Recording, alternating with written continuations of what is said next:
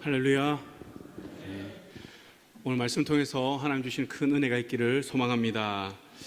오늘 우리가 함께 읽은 요한복음 17장은 이제 예수님께서 십자가에 못 박히시기 전에 이제 하나님께 드린 기도의 내용으로 구성되어 있습니다.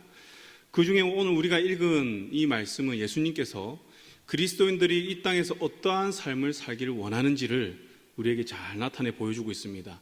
그래서 이 시간 우리가 이 세상을 살아가는 그리스도인을 향한 주님의 마음을 알고 또 참 그리스도인으로 살아가기를 결단하는 시간이 되기를 소망합니다. 우리 먼저 14절 같이 함께 읽겠습니다. 시작. 내가 아버지의 말씀을 그들에게 주었사오매 세상이 그들을 미워하였사오니 이는 내가 세상에 속하지 아니함 같이 그들도 세상에 속하지 아니함으로 인함이니이다. 아멘. 예수님께서 제자들에게 주신 것이 무엇입니까? 오늘 말씀에 보았을 때 바로 하나님의 말씀이죠. 우리 그리스도인들에게는 이 하나님의 말씀이 너무나도 좋은 것이죠. 너무나 좋고 값지고 귀한 것입니다. 그런데 세상은 어떻습니까? 전혀 그렇게 생각하지 않습니다. 우리에게는 하나님 말씀이 진리이지만 세상은 오히려 이 하나님 말씀 받은 자들을 어떻게 하죠? 미워한다고 말씀하고 있습니다. 다시 말하면 진리를 알기 전까지는 세상의 이치에 따라 우리가 함께 살아가면 됩니다. 그리고 아무 문제가 없어요. 갈등도 없고 우리가 뭐 온라인 예배를 하냐 현장으로 오냐 이런 갈등도 없어요. 왜냐? 그들은 예배를 안 드리니까요. 우리가 말씀을 붙들고 살아가야 하냐 그렇지 않아야 되느냐, 직장에서 이게 옳으냐 그르냐, 하나님 뜻이 이게 맞냐 아니냐를 고민할 필요가 없습니다. 왜냐하면 세상은 그냥 그들의 논리에 따라 그들의 사상에 따라 그냥 흘러가면 되거든요. 그러면 이러한 것들로 고민을 안 해도 돼요. 그런데 이제 하나님 말씀으로 인해서 우리 이 세상은 어떻게 됩니까? 적대관계가 되죠. 하나님 말씀과 이 세상은 적대관계인데 하나님 말씀 받은 자들은 그럼 어떻게 되겠습니까? 이 세상을 살아가다가 우리가 복음을 들었어요. 여기 계신 모든 분들이 예수 그리스도의 그 복음을 듣고 믿음으로 우리가 이 자리에 앉아 있는 거잖아요. 그럼 이 순간 어떻게 됩니까? 세상과의 관계는 우리가 협력하는 관계가 아니라 적대 관계가 되는 거예요. 세상으로부터 미움을 받는 것이 당연시 되는 겁니다.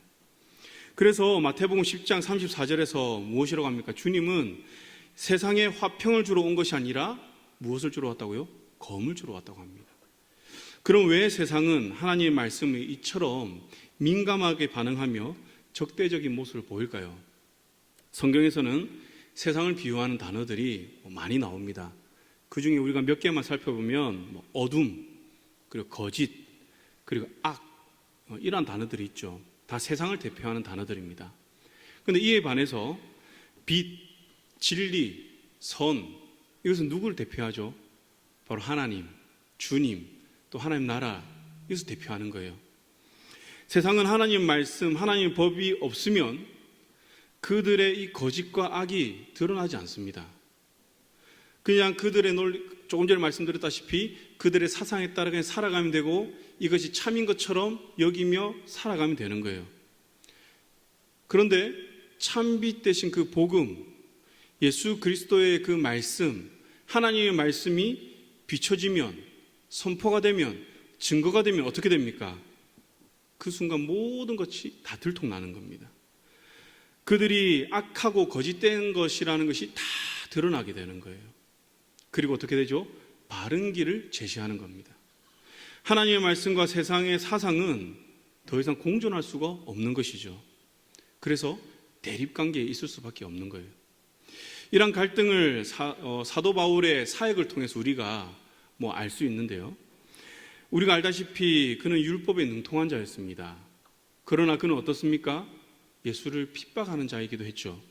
율법을 너무나도 잘 알았지만 그는 복음의 눈은 가려져 있었어요. 그래서 예수 믿는 자를 죽이고자 그렇게 열심히 쫓아다녔던 것입니다. 그것이 마치 자기 신앙을 지키는 것이고 하나님께 충성하는 것으로 여겨졌던 것이죠.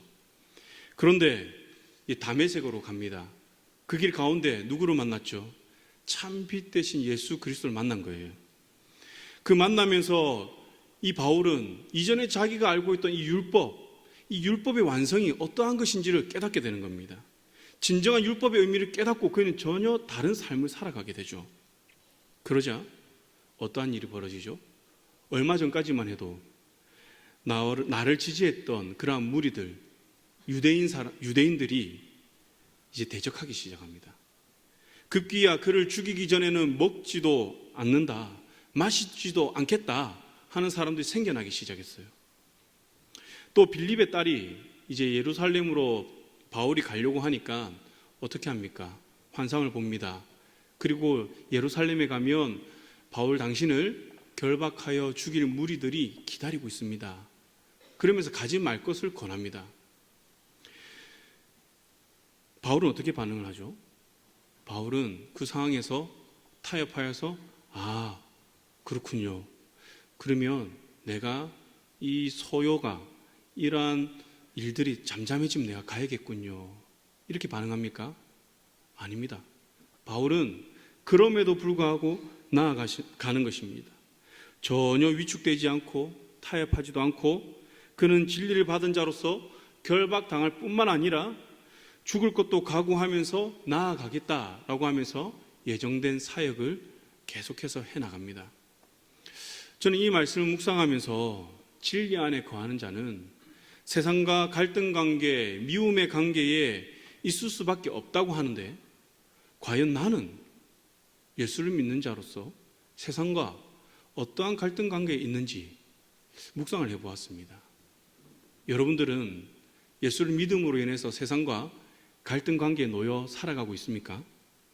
분명한 것은 우리가 예수를 믿는다면 내가 예수를 믿음으로 인해서 분명히 우리가 세상의 미움을 받게 된다는 겁니다. 진리를 받은 자라는 그 이유 하나만으로 우리는 세상에 살아가면서 갈등이 생길 수밖에 없는 거예요. 예수님께서는 오늘 이 기도를 통해서 그리스도인은 세상에 속하지 아니한 자들이다 라고 하면서 소속을 분명하게 나타내고 있습니다. 그렇게 하나님 말씀과 세상의 갈등 관계에서 우리는 타협점을 찾아가는 것이 아닙니다. 타협점을 찾아가는 것이 아니라 타협하지 않기 위해서 세상으로부터 받는 이 미움을 우리가 극복하기 위해서 더욱더 주님을 찾고 잘 분별하기 위해서 하나님의 말씀을 더욱더 가까이 해야 될 줄 믿습니다. 그래서 우리에게 최선은 무엇이냐? 주님이 주신 진리의 말씀을 우리가 검으로 여겨서 내 자신을 날마다 이 말씀으로 주께 쳐서 복종하는 것밖에 없다는 것이죠. 그리고 예수님은 기도를 이렇게 이어가십니다. 15절과 16절 우리 함께 읽겠습니다. 시작. 내가 비옵는 것은 그들을 세상에서 데려가시기를 위함이 아니요 다만 악에 빠지지 않게 보전하시기를 위함이니이다. 내가 세상에 속하지 아니함 같이 그들도 세상에 속하지 아니하였사옵나이다. 아멘. 예수님께서는 하나님의 말씀 받은 자들을 이 세상에서 떠나 하나님 나라로 바로 이동시켜 주세요. 이렇게 기도하지 않습니다. 여러분, 그리스도인에게 여러 가지 축복이 있지만 가장 최고의 축복이 무엇일까? 저는 천국 가는 게 아닌가 그렇게 생각합니다. 천국 가서 주님을 만나고 이것이 우리가 이 땅에서 신앙을 가지고 살아가는 궁극적인 목적이 될 수도 있겠죠. 그렇다면 우리가 예수를 믿음과 동시에 예수님께서 정말 그 따끈따끈한 복음을 접했을 때 바로 천국으로 이동시켜주면 얼마나 감사하겠습니까? 그럼 이 땅에서 별 고민 안 하고 살아가도 되잖아요. 씨름하며 살아갈 필요가 없습니다. 세상의 미움을 받을 필요도 없습니다. 그 주님께서 바로 이동시켜 주시면 되는데 그러지 않는다는 거예요. 그럼 왜 주님께서는 미움받고 고통받는 이 땅을 떠나서 하나님 나라로 옮겨지는 것을 구하지 않고 왜 주님께서는 다른 것을 구하실까? 이 이유에 대해서는 주님께서 앞서 말씀하셨는데요. 요한복음 15장 26절에서 27절 우리 함께 읽어보겠습니다. 시작. 내가 아버지께로부터 너희에게 보낼 보혜사 곧 아버지로부터 나오시는 진리의 성령이 오실 때에 그가 나를 증언하실 것이요 너희도 처음부터 나와 함께 있었으므로 증언하느니라. 아멘. 이 땅의 그리스도인은 하나님 아버지의 그 보호하심 아래서 세상에 머물러 성령의 도움으로 세상이 동원할 수 있는 모든 이 온갖 악을 이기고 무엇을 해야 되느냐? 바로 진리를 증언하는 삶을 살아야 된다고 예수님께서 말씀하신 거예요. 이게 하나님의 뜻이라는 겁니다. 다시 말하면요, 복음을 들은 우리 그리스도인은 이 땅에서 무엇을 하며 살아가야 되느냐? 세상에서 우리에게 유혹하는 이 모든 유혹과 미혹을 우리가 다 이기고, 이 모든 악을 다 이기고 우리는 진리를 증거하는 삶을 살아야 된다는 거예요. 이기는 것만으로 그치는 것이 아니라 증거하는 삶까지. 이것이 하나님의 뜻이라고 합니다. 바울도 사도행전 5장 32절에서 이렇게 말을 하죠. 우리는 이 일의 증인이요 하나님이 자기에게 순종하는 사람에게 주신 성령도 그러하니라. 아멘. 이 말을 하면서 이 땅에서 그리스도인은 하나님을 증거하는 삶을 살아야 된다라고 말하고 있습니다. 그리고 성령을 주신 목적도 무엇이냐? 내가 이 땅에서 어떠한 신비한 은사를 누리며 능력을 누리며 살아가는 것이 아니라 바로 이 진리를 증거하기 위해서 성령을 주신다는 거예요. 성령을 받는 목적이 바로 그거라는 겁니다. 여러분, 이처럼 성경에서 그리스도의 삶은 진리를 증언하는 삶이라고 합니다.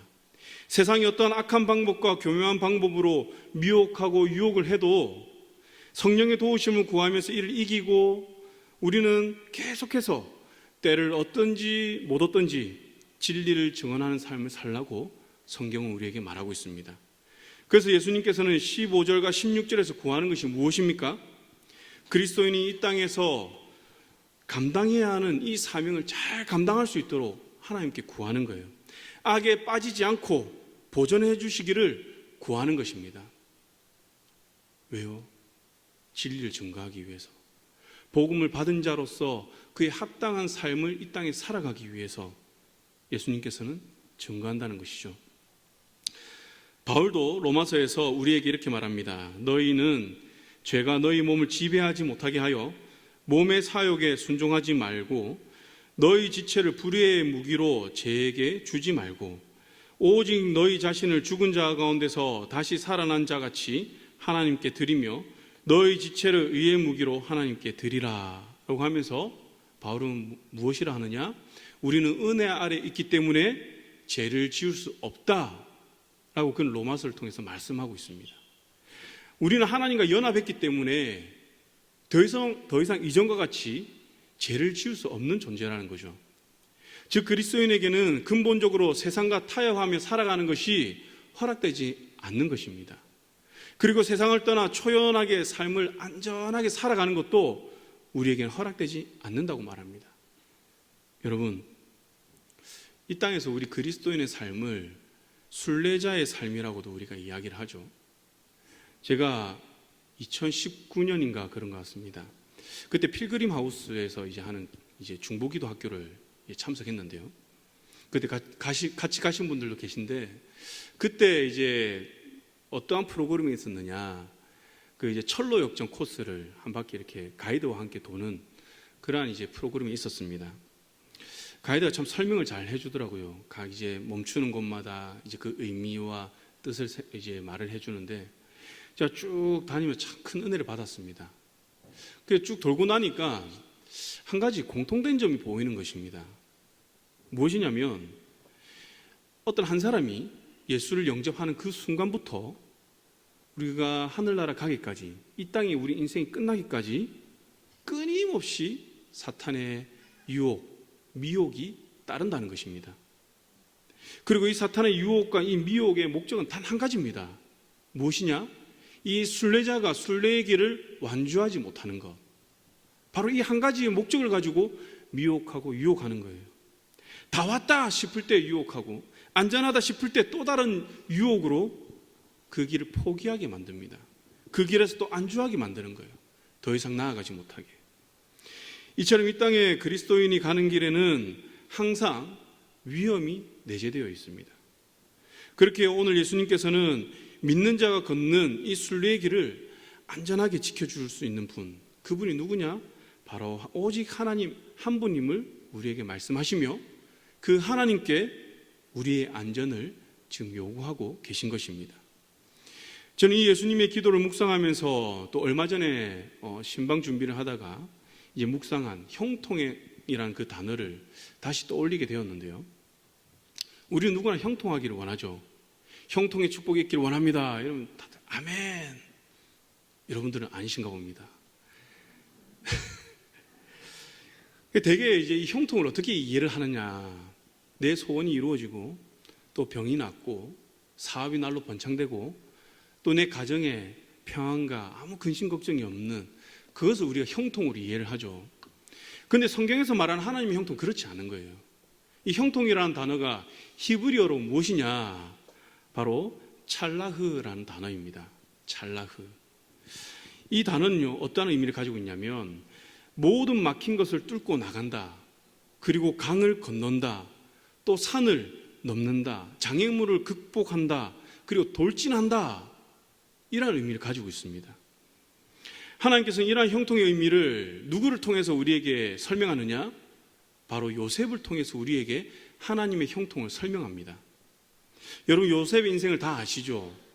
그 요셉의 인생 가운데서 하나님께서 언제 요셉이 형통하다고 이야기를 합니까? 아버지의 사랑을 듬뿍 받고 자랄 때 요셉이 형통하였다 이렇게 이야기를 합니까? 아니면 그가 총리의 자리에 올랐을 때 요셉이 형통하였다 이렇게 말씀하십니까? 아니죠. 하나님께서 요셉에게 형통하였다라고 쓰는 그 상황을 보면요, 언제냐면 보디발의 집에 노예로 팔려갔을 때, 그때 여호와께서 요셉과 함께 하심으로 그가 형통한 자가 되어 이렇게 말씀합니다. 여러분, 아버지의 사랑을 받다가 지금 타국의 노예로 끌려갔습니다. 하나님께서 함께 하시는 삶으로 보입니까? 하나님께서 함께 하신다면 어떻게 노예로 끌려갈 수 있습니까? 우리 상식으로는. 우리의 상식으로 이 노예의 삶이 어떻게 형통의 축복이라 할 수가 있겠습니까? 그리고 또 언제 이 형통이라는 단어가 나오냐면 보디발의 집에서 그가 열심으로 섬기다가 그 아내의 미혹으로 인해서 어떻게 됩니까? 그가 미혹에 빠진 게 아니라 하나님 말씀대로 살아가고자 애쓰다가 그 모함에 넘어가게 되었죠. 그리고 그는 감옥에 갇힙니다. 그때 하나님께서 이렇게 말씀하세요. 범사에 형통하게 하셨더라. 여러분, 감옥에 갇혔는데 그게 어떻게 형통합니까? 오히려 보디발의 집에 노예로 있을 때보다 지금 더 못한 삶이잖아요. 그런데 하나님께서는 범사에 형통하였다라고 이야기를 합니다. 우리가 생각하는 형통과 좀 많이 다르지 않습니까? 여러분, 이러한 형통을 여러분 원하십니까? 이런 형통이 여러분들이 있기를 원합니다 라고 하면 아멘이라고 당당하게 하실 수 있겠습니까? 여러분, 하나님께서 요셉의 인생을 형통하다고 하신 것은 그의 인생에 고난이 없어서가 아닙니다. 구덩이와 감옥과 같은 그 인생의 그 깊은 고난 가운데서 하나님이 함께 하셨기 때문에 형통하다고 하신 거예요. 그러한 구덩이와 감옥 같은 그 고난 가운데서 하나님은 함께 하시면서 구덩이에서 꺼내시고 또 앞서 맡고 있는 모든 고난, 강과 산과 장애물들을 극복하게 하시고 그것을 돌진하게 하셨기 때문에 형통하다고 한 거예요. 다시 말하면 요셉이 믿음을 타협하지 않고 그 믿음을 지키고 그 고난을 극복했기 때문에 하나님께서는 형통하다고 하신 것입니다. 여러분, 요셉은요, 어떤 고난 가운데서도 내가 믿는 그 하나님을 신뢰하였습니다.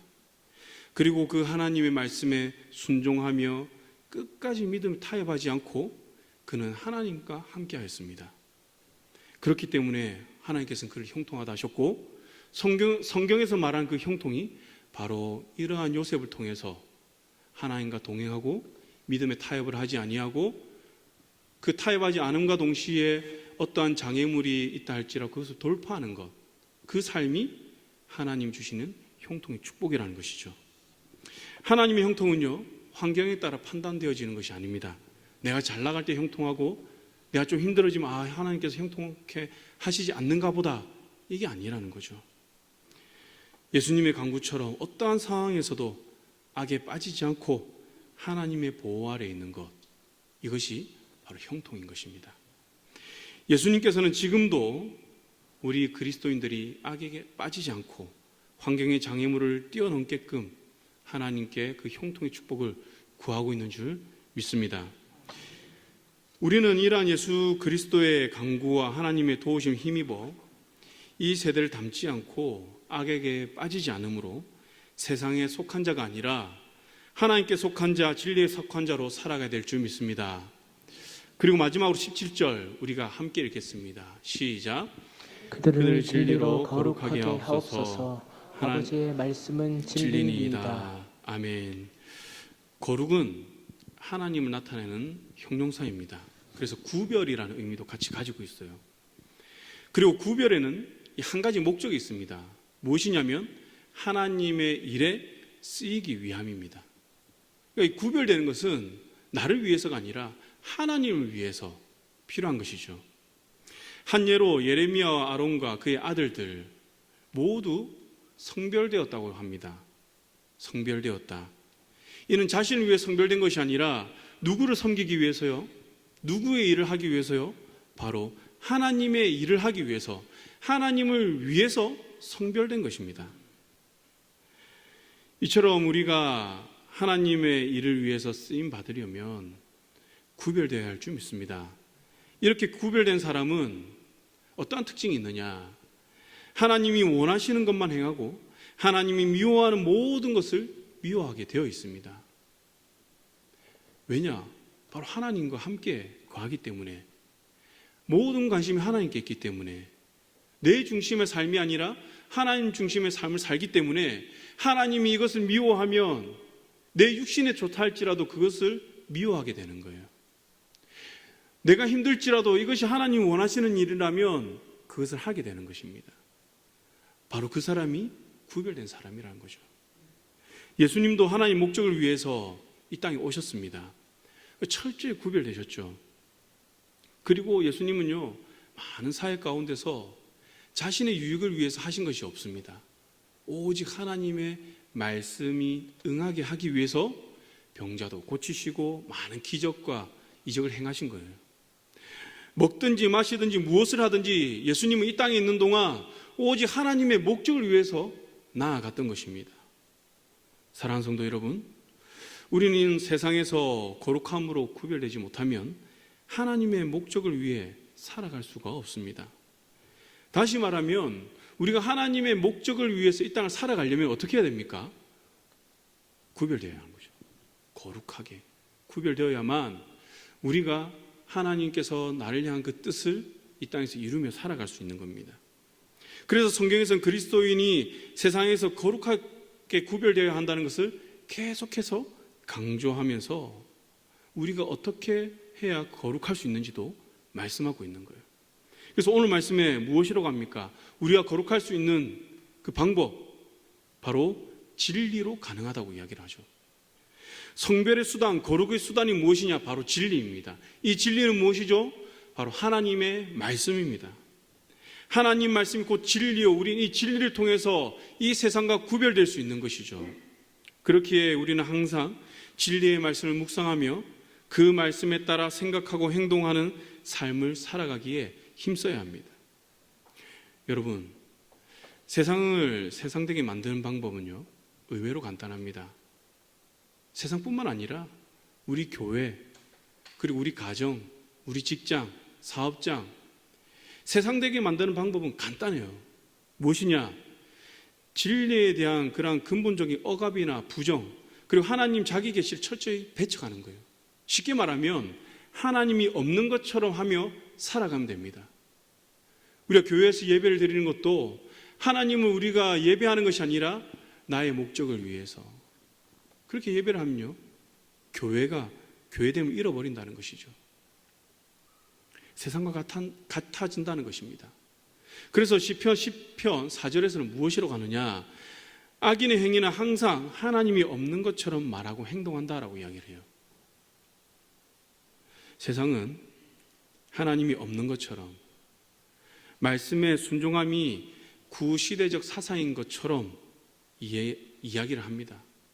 그래서 우리가 이 말씀 지키며 살아가면 뭔가 고리타분하다, 세상이 흐른 거 맞지 않다, 그렇게 이야기를 합니다.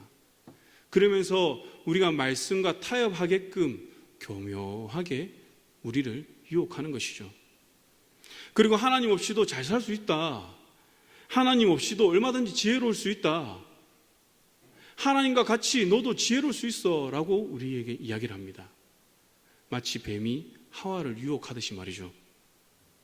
그러나 예수님께서는 오직 아버지의 말씀으로 우리는 거룩히 구별되어 하나님의 도우심을 입고 이 세대를 분별하여 악에 빠지지 않고 세상에 속하지 않고 믿음을 지키며 하나님의 목적을 이루며 살아가라, 이렇게 말씀하세요. 사랑하는 성도 여러분, 우리가 오직 이 진리의 말씀 붙들고 이 세상과 타협하지 아니하고 하나님의 목적을 이루며 우리가 살아가시기를 소망합니다. 이것이 예수님께서 하나님께 구하는 것이고, 이것이 이 땅에서 예수 그리스도를 믿는 하나님 말씀을 받은 자들에게 요구하시는 삶이라는 것이죠. 이제 말씀 정리하겠습니다. 사랑하는 성도 여러분, 주님께서 십자가의 죽음을 앞두고 하나님께 드린 기도입니다. 얼마나 간절했을까요? 얼마나 애타게 기도했을까요? 겟세마네에서 기도하실 때 예수님 어떻게 기도했다 했죠? 땀방울이 핏방울이 되는 것과 같이 기도했다고 합니다. 그렇게 간절하게, 우리가 상상할 수 없는 그 간절함이 있겠죠. 그런데 이 상황에서 주님은 많은 분량을 하나님 말씀을 받은 자, 그들을 위해서 간구하는 거예요. 자신을 위해서 간구하는 것이 아니라 남은 자들, 그리스도인들, 제자들을 위해서 간구하는 것입니다. 지금 이 시대에도 주님은 복음을 들고 살아가는 그리스도인들을 위해 하나님께 간구합니다. 우리는 이 같은 주님의 사랑을 입은 자임을 여러분 기억하시기 바랍니다. 그냥 우리가 이 땅을 아무렇게 살아가고 그냥 아유 힘드니까 힘들다, 그렇게 우리가 전전긍긍하며 살아가는 존재가 아니라는 거예요. 죽음을 앞두고 있는 그 순간 주님께서는 우리가 정말 이 땅에서 그리스도를 살아가기를 애타게 기도하는 그 사랑을 입은 자임을 기억하시기 바랍니다. 이와 동시에 참 성도는요, 세상의 미움을 받고 사단의 도전을 받게 된다는 것 또한 우리가 명심해야 합니다. 이러한 세상의 도전과 미움이 있기에 우리는 반드시 하나님의 도우심, 보호하심, 보존하심이 필요한 거예요. 이는 앞서 말씀드린 바와 같이 내가 성공하고 내 일이 잘 풀리고 삶에 어려움이 없는 것이 아니라 다만 악에 빠지지 않는 그런 하나님의 형통을 이야기하는 거예요. 이를 위해서 우리는 날마다 진리의 말씀, 하나님 말씀을 통해서 그 뜻을 알고 이 세상과 구별된 거룩한 자로 살아가기에 힘써야 합니다. 이것이 주님께서 이 시대 그리스도인에게 요구하는 삶이며 하나님께 간구하는, 내가 비옵는 것은 하는 그 비는 것이 되는 것이죠. 우리 강연의 성도님들은 날마다 성령의 도우심을 힘입어 주님을 사랑하여 계명을 지키고 세상을 미워함으로 거룩한 하나님의 백성으로 살아가시기를 주님의 이름으로 간절히 축원합니다. 기도하겠습니다. 사랑 은혜가 충만한 하나님 아버지, 오늘 우리에게 주신 말씀 우리 마음 가운데 잘 새기게 하여 주시옵소서. 우리가 이 말씀을 붙들고 하나님의 말씀을 입은 자로, 받은 자로, 우리가 복음을 우리가 누리는 자로 이 땅을 살아가게 하여 주시옵소서. 그래서 우리가 이 세상과 타협하는 것이 아니라 어떠한 어려운 가운데서도 우리가 믿음을 지키며 우리가 그 장애물, 그러한 고난들을 하나님이 주시는 그 도우심으로 우리가 잘 극복할 수 있도록 은혜 다하여 주시옵소서.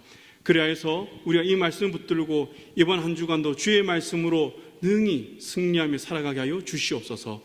감사드리며 예수님 이름으로 기도드립니다. 아멘.